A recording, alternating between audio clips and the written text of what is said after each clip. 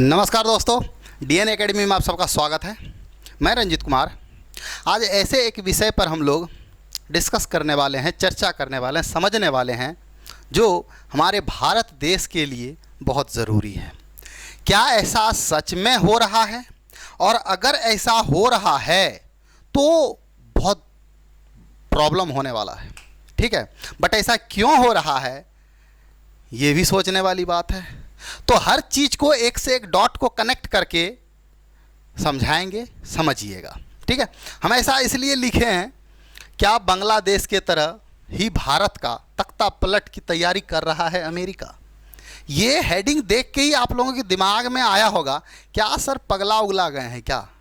भारत का तख्ता पलट कौन करेगा? सेना अलग है, सरकार अलग है, अमेरिका है, इतने पावरफुल है कुछ भी करवा सकता है। देखिए, चलिए स्टार्ट करते हैं हम लोग बांग्लादेश से। बांग्लादेश में अभी क्या हुआ आप जानते हैं। शेख हसीना अभी भी भारत में ही है, पता नहीं कब जाएंगी ये नहीं बता सकते हैं। दोस्तों, बांग्लादेश में जो हुआ बहुत ही खराब है। और बांग्लादेश में अभी जो सरकार बनी है, इलेक्शन करवाने का कोई चांसेस है नहीं। बांग्लादेश की जो राष्ट्रपति थी, प्रधानमंत्री शेख हसीना, उसको वहाँ से इस्तीफा देना पड़ा। और बांग्लादेश में इतना बड़ा विद्रोह हो गया, समझ लीजिए, इतना बड़ा आंदोलन हुआ कि इसको वहाँ से इस्तीफा देकर भागना पड़ गया, ठीक है। अब ये कब जाएंगी बांग्लादेश, इसका कोई गारंटी नहीं है। तो एक स्टेटमेंट याद आता है, बांग्लादेश की जो प्रधानमंत्री थी शेख हसीना, उन्होंने दोस्तों एक बताया था, एक स्टेटमेंट दिया था कि उसके ऊपर एक प्रेशर बनाया जा रहा है, प्रेशराइज किया जा रहा है। मतलब सिंपल एक लैंग्वेज से समझ लीजिए, जैसे मान लीजिए आप बहुत पावरफुल हैं, ठीक है, और अगर आप किसी से कुछ मांगे, ठीक, बहुत पावरफुल हैं, इतना पावर है कि आप कुछ भी कर सकते हैं। तो आपने अगर किसी से कुछ मांगा, वो अगर नहीं दिया, तो आप इतने पावरफुल हैं, उसको धमकी दे सकते हैं ना, अगर तुम हमको ये चीज़ नहीं देगा ना, तुम्हारा ये बर्बाद कर देंगे। बोल सकते हो, एकदम बोलता है आदमी। तो वही कहानी हुआ है बांग्लादेश में। बांग्लादेश के बाद हम लोग आएंगे पाकिस्तान में, पाकिस्तान के बाद फिर हम लोग आएंगे भारत में। ऐसा हम क्यों सोच रहे हैं, ये बात आप लोगों को समझ में आएगा। जब हम रिसर्च कर रहे थे उस समय हमको एकाएक पता चला, ये सेशन करने का कोई ऐसा माइंड में था नहीं। अभी बहुत सारे सेशंस हैं, अभी लद्दाख में 5 जिले बन गए, बहुत सारे सेशंस हैं, बट ये करना थोड़ा सा हमें ज़रूरी लगा। क्या है इसमें समझते हैं। बांग्लादेश का कहानी, बांग्लादेश में क्या हुआ वो सबको पता है, कितने प्रोटेस्ट हुए, कितने तरह की कहानियां हुई, वहां से भागी शेख हसीना, भारत आई, ये सारा चीज़ आप लोगों को समझ में आ गया होगा। इतने सारे कहानी होने के बाद बांग्लादेश की जो शेख हसीना है, इनका एक स्टेटमेंट था कि अमेरिका, ये जो गोरा आदमी दिख रहा है ना, पूरा कहानी इसी पर टिका हुआ है, ठीक है। शेख हसीना का कहना है कि ये गोरा आदमी, इन्होंने हमें धमकी दिया था। क्या धमकी दिया था?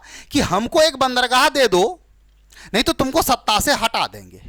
हमको एक बंदरगाह दो, ठीक, नहीं तो तुम सत्ता से जाओगी, इसमें कोई दो राय नहीं है।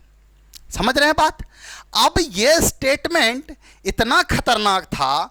ये स्टेटमेंट देखिए, उसका स्टेटमेंट पढ़िए। PM Sheikh Hasina says white man offered her smooth return to power in exchange for airbase in Bangladesh. Airbase मांगा था, सॉरी, एयरबेस, एक एयरबेस की मांग किया था कि आप हमें दीजिए, नहीं तो हम तो आपका बैंड बजा कर ही रहेंगे। और उन्होंने बजा दिया। यानी मतलब कुल मिलाकर ये सारे कनेक्शंस, ये बांग्लादेश में जो हुआ, ये बांग्लादेश के लोग एक्चुअल में नहीं कर रहे थे। ये करवा कौन रहा था? अमेरिका करवा रहा था। मतलब अमेरिका के इशारों में पूरा बांग्लादेश के लोग पागल हो गए और बांग्लादेश में तख्ता पलट कर दिया। शेख हसीना को वहां से छोड़कर भागना पड़ गया। हम ऐसा क्यों कह रहे हैं दोस्तों? इस चचा जान को जानते हैं, प्रणाम चचा जी, नमस्कार नमस्कार। इसको तो आप लोग जानते होंगे, इमरान खान।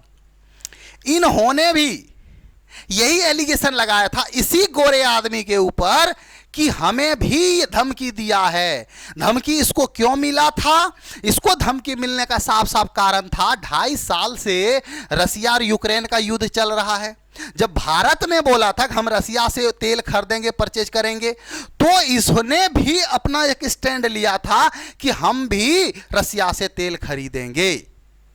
मतलब इन्होंने जैसे स्टैंड लिया तो अमेरिका से इसको दबाव मिला कि तुम सुधरेगा नहीं, भारत तो एक अलग चीज है, उसको छोड़ो ना यार, तुम तो मेरा बात मानो। इन्होंने, भाई साहब ने उसका बात नहीं माना।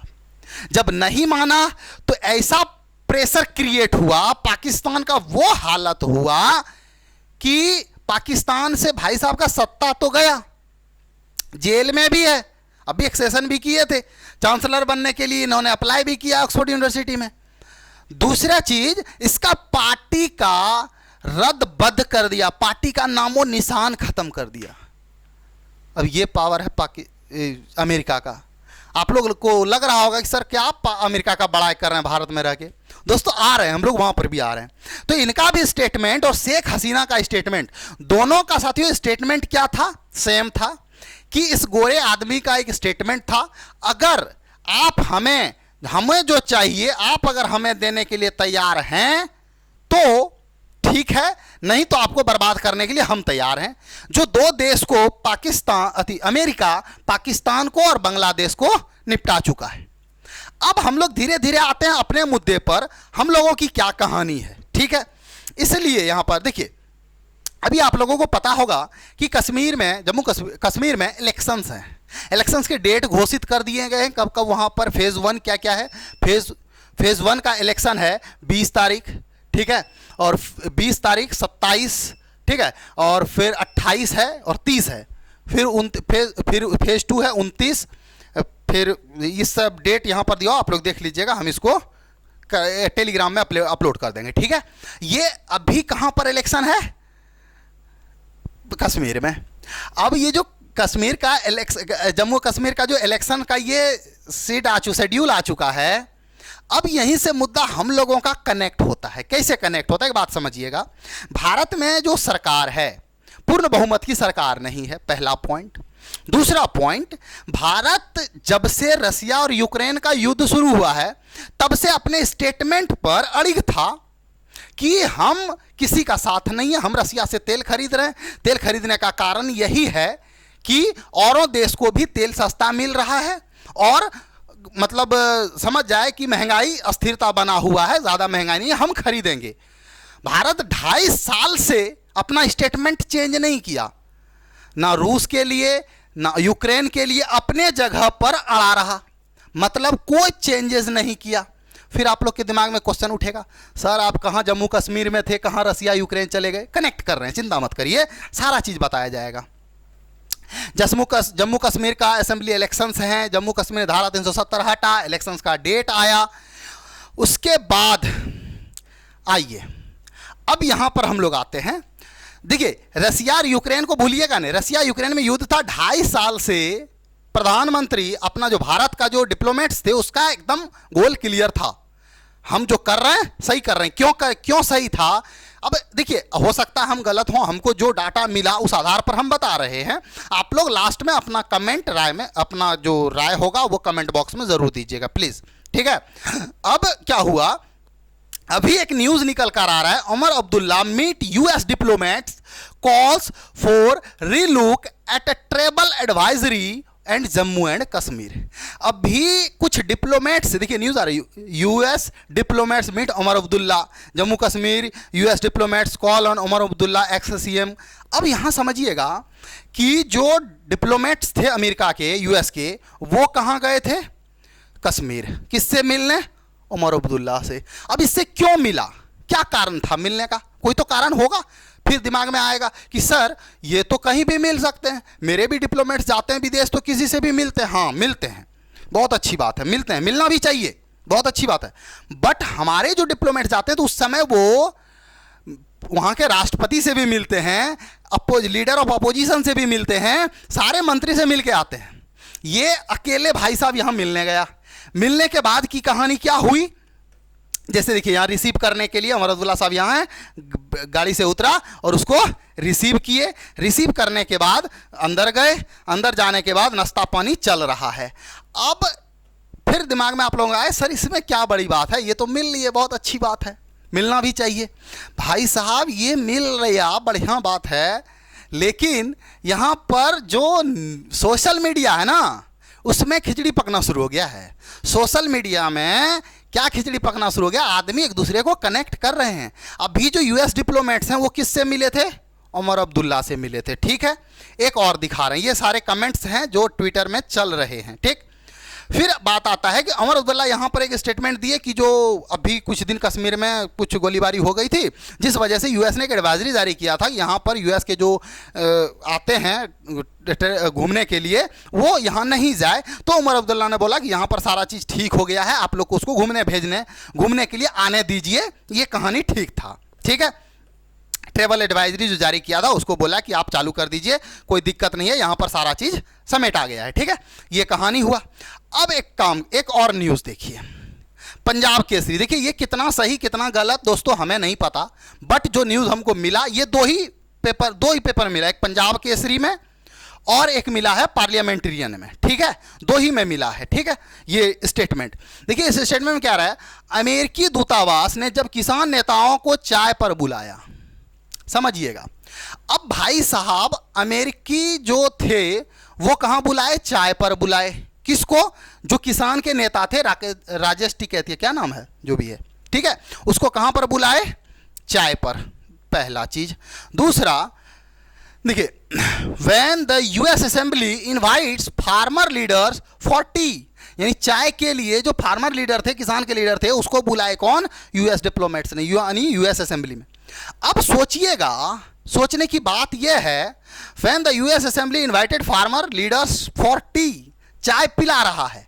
अब देखिए चाय पिलाने के साथ क्या क्या कर रहा है। अच्छा ठीक है, ये तो हो गई। एक और न्यूज़ पर दिखाते हैं हम आप लोगों को, फिर हम लोग इस पर डिस्कस करेंगे। US consul general meets AIMIM chief Asaduddin Owaisi, यानी यूएस के जो कॉन्सल जनरल है वो मिलती है किससे, ये गोरी मैम ओवैसी साहब से।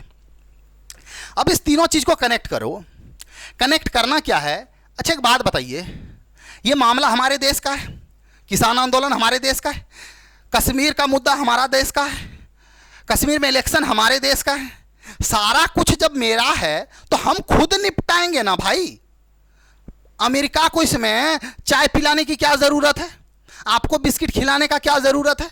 भाई साहब मेरा मुद्दा है, हम समझेंगे हमको क्या करना है, कैसे डील करना है, कैसे निपटना है, किसके साथ क्या करना चाहिए, किसके साथ क्या नहीं करना चाहिए, वो मेरा डिसीजन होगा ना भाई साहब, क्योंकि देश मेरा है, हम ना सोचेंगे। लेकिन नहीं, यहाँ पाकिस्तान इंटरफेयर कर रहा है। इसी प्रकार की चर्चाएं कहाँ चल रही थी, पाकिस्तान में भी, जब इमरान खान थे। इसी प्रकार की चर्चाएं कहाँ चल रही थी, बांग्लादेश में, जब शेख हसीना वहाँ की क्या थी, PM थी। अब जब ये सारे चीज हुआ, जब ये सब चीज आप देख पा रहे हैं, ऐसा ऐसा कांड जब हुआ था तो क्या हुआ था, वहां पर तख्ता पलट हो गया। अब आप लोगों को एक बात समझ में आएगा, मोदी जी अभी गए थे यूक्रेन, ठीक है, यूक्रेन गए थे ट्रेन से 20 घंटा का सफर तय करके 7 घंटे की मुलाकात के लिए। मतलब 7 घंटा मुलाकात के लिए 20 घंटा का ट्रेन सफर करके यूक्रेन मिलने गए। और मिलने के बाद जो भी यहां से गए, जो भी संदेश मिला, ठीक है, नॉर्मल बात है, बढ़िया बात है। फिर बोलिएगा सर रसिया भी तो गए थे, वो तो रसिया दोस्त है, उसके साथ तो दोस्ती पहले से भी था, आज भी है, बाद भी रहेगा, ठीक है, वो अलग चीज है। यूक्रेन जब गया तो यूक्रेन के जो राष्ट्रपति हैं, इनका स्टेटमेंट देखिए क्या आया, India Modi visit Ukraine Zelensky to hold peace talk, यानी इसको शांति वार्ता के लिए। जेलेंस्की ने कहा, या और ये मोदी जी पहले से ही बोल रहे थे, शांति से बैठ के सुलझाइए, शांति होगा।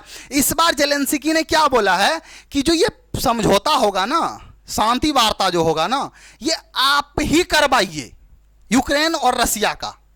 मोदी जी को बोला है कि आप करवाइए। अच्छा इसका एक और स्टेटमेंट सुनिए, इसका स्टेटमेंट है, if you stop importing oil in talk with PM Modi, Ukraine's Zelensky flag India, Russia oil trade amid war.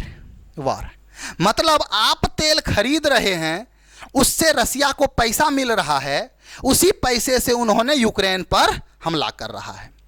अब यहां पर एक बात आप लोगों को समझ में नहीं आ रहा है क्या? भाई साहब 2.5 साल से भारत तो जा नहीं रहा था, दूर दूर तक कोई नामो निशान नहीं था। डिप्लोमेट्स जवाब दे रहे थे कि नहीं भाई हम अपने जगह पर खड़े हैं। उस समय भारत सरकार पूर्ण बहुमत की सरकार थी भारत में। आज पूर्ण बहुमत की सरकार नहीं है, तो कहीं ऐसा तो नहीं है कि अमेरिका के ही दबाव में भारत सरकार यूक्रेन गए? क्या कनेक्ट हो रहा है बात? रसिया यूक्रेन आप लोगों को समझ में आ रहा होगा, कहीं ऐसा ही तो नहीं है कि भारत सरकार किसके दबाव में? अमेरिका के दबाव में। कहीं ऐसा ही तो नहीं मिला है इसको भी प्रेशर कि आप जाइए यूक्रेन के साथ समझौता करवाइए, उस सब का शांति वार्ता कराइए, युद्ध खत्म कराइए। क्योंकि अमेरिका ने पाकिस्तान को पहले ही दबोच दिया था। कब? 2 साल पहले ही निपटा दिया। उसके बाद बांग्लादेश का खत्म कहानी किया, क्योंकि भारत अपने जगह पर खड़ा था। लेकिन भारत में पूर्ण बहुमत की सरकार नहीं है, सरकार कभी भी गिर सकती है, तो इसी का तो दबाव नहीं डाला जा रहा है। अब इस चीज को आपको समझ में एक चीज आ रहा होगा कि अरे बात तो यहां पर यह है। तो यहां पर देखिए 2.5 साल पहले की कहानी कुछ और थी और आज की कहानी कुछ और है। अब आप लोग इसके बारे में क्या सोचते हैं, आपका इसमें क्या राय है, आप जरूर बताइए। दुख की बात यही है कि यूक्रेन के जो राष्ट्रपति हैं जेलेंस्की साहब, जब प्रधानमंत्री मिलने गए तो वो आने के बाद अपना स्टेटमेंट देता है कि भारत सरकार को तेल नहीं खरीदना चाहिए। ठीक है, लेकिन पहले भी तो प्रधानमंत्री जा सकते थे ना मिलने, नहीं जा सकते थे। कई सारे कमिटेड्स देखे, यूएस का जो डिप्लोमेट्स हैं वो कहाँ मिले, किससे मिल रहे हैं। तो इससे गुंजाइश कयास लगाया जा रहा है, क्योंकि दोस्तों सोशल मीडिया का जमाना है। ठीक है, सोशल मीडिया में इस तरह की बातें उभर कर आ रही है। अब कितना इसमें सच्चाई है, क्या है, नहीं है, वो तो कमेंट बॉक्स में आप अपना राय रख सकते हैं। ये सारा न्यूज़ जेलेंस्की देख सकते हैं, ये सारा क्या क्या पीस सबमिट कराने के लिए प्रधानमंत्री को वो बोले हैं कि देखिए क्या बोले, Zelensky express support for India hosting Ukraine second peace summit, यानी शांति वार्ता के जो बात होंगी, ठीक है, वो प्रधानमंत्री मोदी को बोला है होस्ट करने के लिए। ठीक है ना, तो ये न्यूज़ उम्मीद करते हैं आप लोगों को समझ में आई होगी। आप लोग एक से एक डॉट को कनेक्ट कर पाए होंगे, और कनेक्ट करने के बाद आपको ऐसा जरूर लगा होगा कि सर कहीं ना कुछ तो खिचड़ी पक रही है। और अगर ये सच्चाई है तो बड़ा दिक्कत आएगी। एक दोस्त कमेंट कर रहा है कि सर अमेरिका को इससे क्या फ़ायदा? भाई अमेरिका को बहुत फ़ायदा है, बहुत पॉपुलर है, वो बहुत पैसा है, बहुत पावर है। अमेरिका पर हमला नहीं कर सकता है, कभी नहीं कर सकता है। अब यहाँ पर एक बात सोचने वाली बात है, भारत जब से आज़ाद हुआ है 1947 से 1947 से, क्या भारत कभी भी इंडिपेंडेंट रहा? क्या कभी भी जवाब दिया? जब भी कभी जवाब देना चाहा, क्योंकि भारत का ऐसा एक छवि बन रहा है, ठीक है, बन रहा था और बन रहा है भी। बट जब भी भारत ने ऐसा स्टैंड लेना शुरू किया, कोई ना कोई ऐसा मसला आया जिस वजह से कोई ना कोई प्रेशर क्रिएट हुआ और फिर से क्या हुआ, नुकसान हो गया। भाई साहब अगर आप 1947 से अभी तक देखें ना, तो भारत कभी इंडिपेंडेंट होकर लड़े ही नहीं है। ठीक है, भारत कभी इंडिपेंडेंट होकर किसी को जवाब ही नहीं दिए हैं। हमेशा किसी ना किसी तरह से कहीं से कहीं, कभी यूएनओ का दबाव, तो कभी अमेरिका का दबाव, तो कभी किसी का दबाव, कहीं ना कहीं से कोई ना कोई प्रकार का प्रेशर आ ही रहा है। समझ में आ रहा है? तो चलिए उम्मीद करते हैं दोस्तों ये सेशन आप लोगों को कैसे समझ में आया होगा। और अगर सेशन समझ में आया तो आप लोग क्या सोचते हैं इसके बारे में, ठीक है। वो जो 2 कटिंग दिखाए उसका हम पुष्टि नहीं करते हैं। देखिए हम लोग कोनो मीडिया हाउसेस तो हैं नहीं, ठीक है, कोई पत्रकार तो है नहीं, हम लोग टीचर हैं, एनालिसिस करते हैं। कोई भी न्यूज़ आया तो अपने सोच के मुताबिक उस न्यूज़ को हम लोग एक्सप्लेन करते हैं, क्या हो सकता है इसमें, क्या नहीं हो सकता है, बस ये हमारा बताने का काम है। तो आप लोग इसके बारे में जो भी आप सोचते हैं, जो भी आपके दिमाग में आ रहा है, तो आप लोग ज़रूर कमेंट बॉक्स में अपना राय दें, अपना सुझाव रखें कि क्या हो सकता है और क्या नहीं हो सकता है। इसमें भारत सरकार को, विदेश मंत्री को सोचना चाहिए। ऐसा क्यों हो रहा है? देखिए, और ये नहीं है कि कोई डिप्लोमेट्स किसी से मिल रहा है तो गलत है, मिलना स्वाभाविक है, भारत से भी जाते हैं तो मिलते हैं, लेकिन इस प्रकार से नहीं मिलते हैं कि भारत का जो मुद्दा है, भारत का जो आंतरिक मुद्दा है, उसमें कभी इंटरफेयर नहीं करना चाहिए विदेशी को। क्या अमेरिका में कोई मुद्दा होता है, क्या भारत इंटरफेयर कभी करता है? क्या कभी नहीं करता है। रसिया यूक्रेन युद्ध हो रहा है, कभी भारत इंटरफेयर किया? नहीं किया। अभी इजराइल में अभी हमला कर दिया है, कितना 300 कुछ बोलता है बम गोला दाग दिया है, क्या भारत इंटरफेयर करते हैं? नहीं करते हैं ना। तो अमेरिका को भी नहीं करना चाहिए भारत में इंटरफेयर। क्यों करोगे भाई, मेरा घर का मामला, हम समझेंगे ना, बट ऐसा नहीं होना चाहिए। आप लोग इसके बारे में क्या सोचते हैं कमेंट में ज़रूर बताएं। मिलते हैं दोस्तों किसी और सेशन में। जय हिंद।